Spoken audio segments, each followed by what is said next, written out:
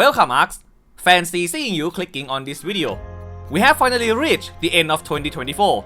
8 damn months have passed since the second installation of TAC customization. It's been that long, huh? Sega has finally given us the third one too. Enrich and enhance your class and weapons gameplay a little bit further. Everybody should know about the TAC features in NGS at this point, but it wouldn't hurt to touch on it for a moment again, am I right?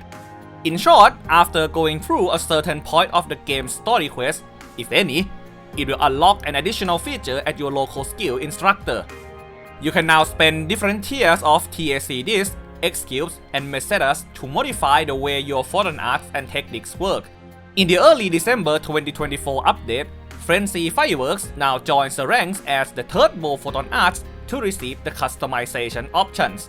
Where do we start with this PA though?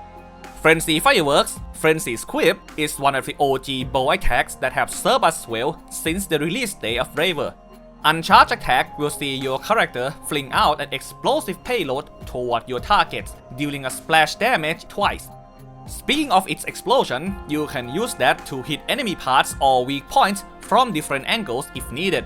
The charged version, on the other hand, will have you wind up the bow for a short moment before blasting all enemies in the large frontal cone.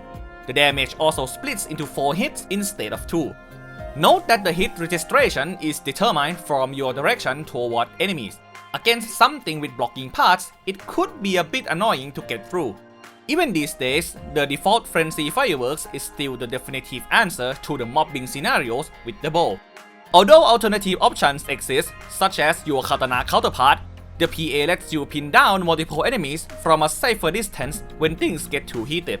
With the addition of bow attack impact and type 1 dimensional ray, mobbing with bow becomes a lot more manageable, despite its clunkiness every now and then. Don't let that stop you from attempting to use Frenzy Fireworks versus bosses though, especially the charged version. Compared to the common options that are Flex Arrow and Ceaseless Draw, whatever type you have, the attack can make up for its AoE property alongside the serviceable potency number. Alright, the real informational part starts here.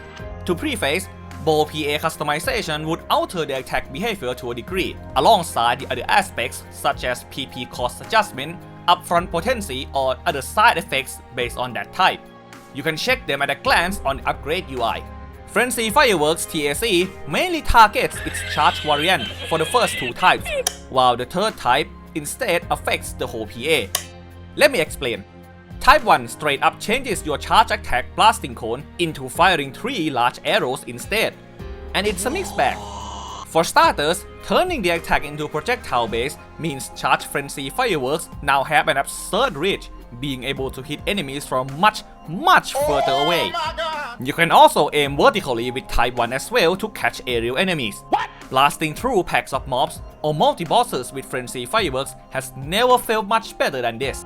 Oh, I'm fucking coming. The other notable change is that the PA hits are combined into just one.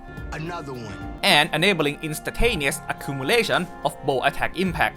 However, due to the design oversight, the blast angle of the PA becomes narrower than the default version. Soft lock-on aiming also becomes slightly more annoying if you want to blast things at point-blank range.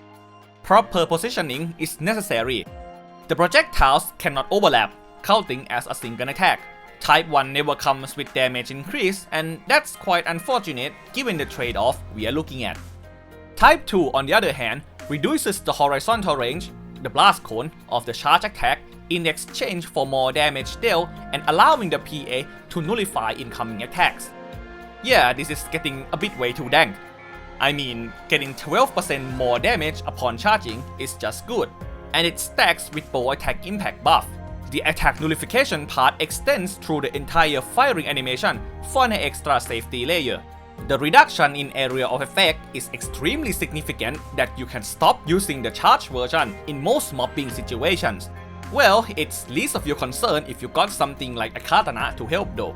Besides, that extra guard frame upon firing will surely come in handy. Many photon arts or actions in NGS do have guard frames during a certain part of the animations. Its utilization will greatly vary based on the weapon and the player. For the bow, Guard frames only exist in charge 2 flex arrow upon counter firing it against an incoming attack. Having another from Frenzy Fireworks, a faster charging attack, can expand your arsenal and open up some new opportunities. It will compete with other bow photon arts when it comes to damage and BAI application. The increased demand for enemy knowledge and attack tempo might make it too awkward for many. Type 3 is, well, the copy and paste from whatever happened with Type 3 Ceaseless Draw many months ago. To copy the script, it increases the damage dealt by Illusion Expand performed with Frenzy Fireworks by 45% and allows the attack to build up bow attack impact gauge. At first glance, you might think it's nothing. However, when you look further into the mathematical standpoints, this customization can be pretty game-changing. I suppose that you should know something about Illusion Expand at this point. The PA could become a powerhouse with that much increase in Illusion Expand damage, opening up an alternative approach to bow gameplay, as long as you constantly chain the PA and slide shooting together. Remember though, aside from the potential overhaul to your weapon palette, if the ongoing fights prevent you from doing so, Type 3 would feel non-existent compared to the other options. Otherwise, ask too much from you to make it work. Alright, we are finally at the end. The usual question is, Silent ma'am. So what type then? Do you even know yourself? Yes, it's actually pretty straightforward. You pick Type 1 or Type 2 depending on the encounters, and have Type 3 being the fallback options. And this is the future me rechecking the video before closing things up, after being held hostage by other things I found myself in. The initial impression was that Frenzy Fireworks TAC could be the worst, but after letting the thoughts sink in for weeks, it was just me overthinking and overcomplicating stuff. The lazy me would say, anything works as long as you like it, and that partially holds true for this specific PA. I really want to give Type 1 a try as generalist option, seeing how interesting the altered property is. Type 2 may become a situational pick versus bosses, making it a second option for bow attack impact usage over charge ceaseless draw when needed. Although it's very hard to justify Type 3 due to my established playstyle and the way I bind Frenzy Fireworks, it is still viable even in day-to-day gameplay. I might expect too much, or being too desperate. But I suppose that those who are more expert in bowcraft will definitely find a way to squeeze out that little extra damage. So yeah, that should be all. One more Tech Art customization to go before the series concludes, alongside the Braver expansion patch in 2025. We'll see how it goes, eh? Try to have fun.